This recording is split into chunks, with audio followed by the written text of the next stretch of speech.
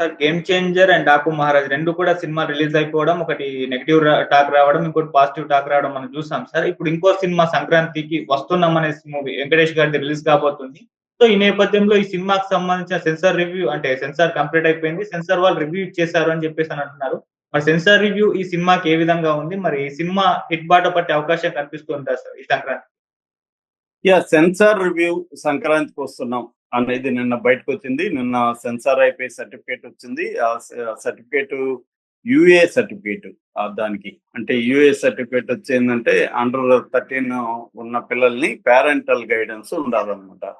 So అది UA certificate. మనకి ఏ certificate, you certificate, ఏఏ సర్టిఫికేట్ ఇవి ప్రధానంగా కనబడుతుంటాయి. అది కాకుండా సపరేట్ దీనికి కూడా ఉంటాయన్నమాట. సో యూఏ ఇచ్చారు దీనికి. అట్లాగే దీని లెంగ్త్ కూడా ఫిక్స్ అయింది 2 గంటల 24 నిమిషాలు.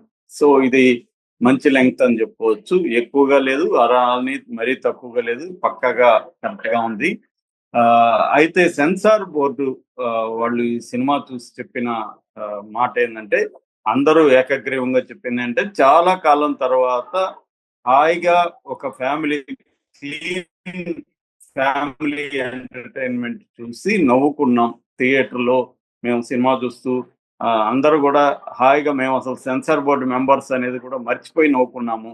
ఒక F2 చూస్తున్నప్పుడు సేమ్ కాంబినేషన్ లో అనిల్ రావిపూడి, వెంకటేష్ కాంబినేషన్ లో వచ్చిన F2 లాగా ఇది కూడా హ్యాపీగా హాయిగా ఉంది సినిమా.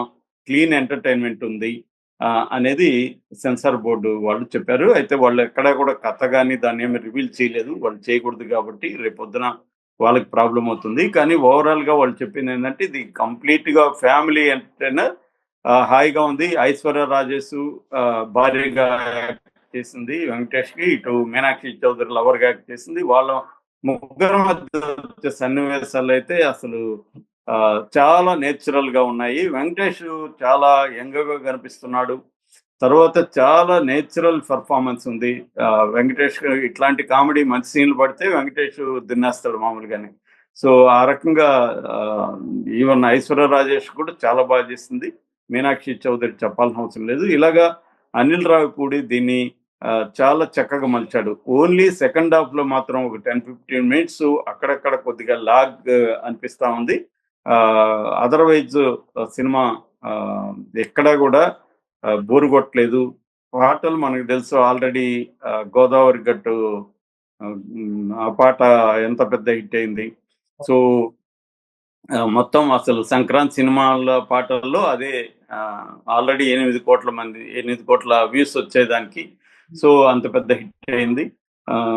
బజ్జు కూడా బాగా వచ్చింది. యాక్చువల్ గా మనకి గేమ్ చేంజర్, డాకు మహారాజ్, సంక్రాంతికి వస్తున్నాం బజ్జు క్రియేట్ అయింది. యాక్చువల్ గేమ్ చేంజర్ కి సంక్రాంతికి వస్తున్నాంకి దిల్ రాజు ప్రొడ్యూసర్.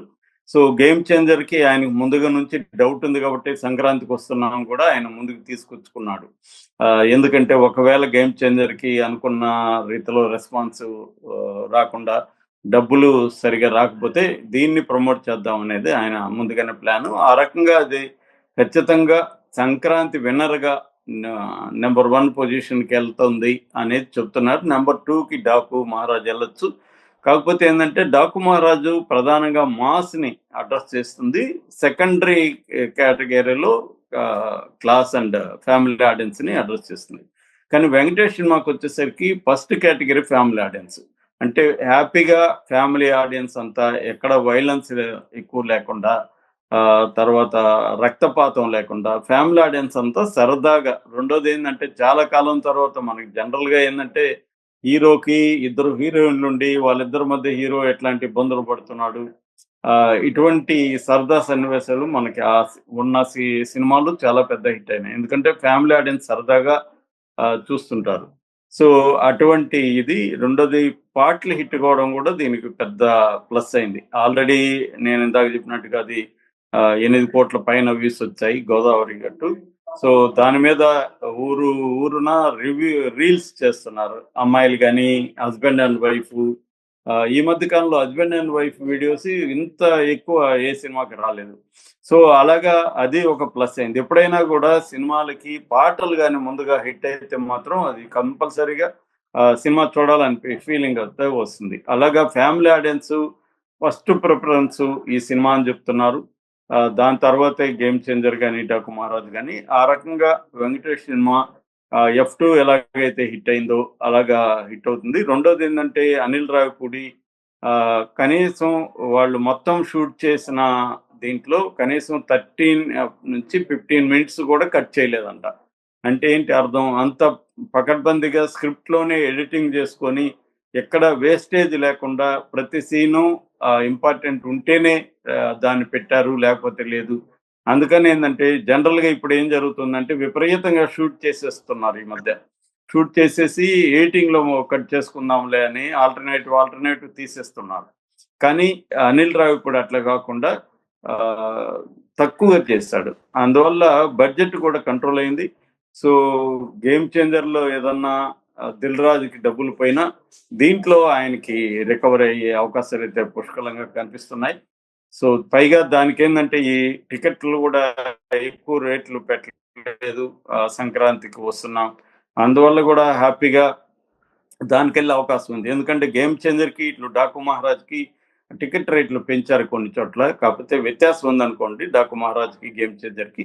దానివల్ల కూడా జనం ఏంటంటే ఒక విముఖత ఏర్పడింది, ఏంది మీరు ప్రతి సినిమాలకి ఇట్లా పెంచుకుంటూ పోతే అని.